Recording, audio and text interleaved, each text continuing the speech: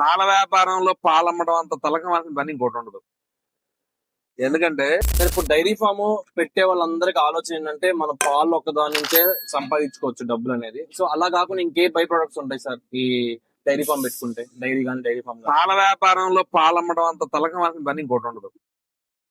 ఎందుకంటే పాలు అమ్మితే ₹2 లాభం వస్తుంది. అదే పెరుగు అమ్మామనుకో ₹10 వచ్చింది. అదే జున్ను అమ్మితే, అదే నెయ్యి అమ్మితే, పాలు కాకుండా పాల ఉత్పత్తులు అమ్మితేనే లాభపడుతుంది. ఒక ఇంటికి మేము 7 గంటలకు డెలివరీ ఇచ్చాం. ఆ రోజు ఏదో కారణంతో 9 గంటల దాకా చూసుకోలేదా ఆ ఇంటి ఓనరు. ఆ 9 గంటలకి ఇది కూలింగ్ 20కో 30కో పోయింది. పోసి పొయ్యి మీద పెట్టగానే వాళ్ళు కాఫీ తాగే కాఫీ టేస్ట్ మారిపోవడం ఏంది, ఇలాంటి ఏదో ఉంటాయి.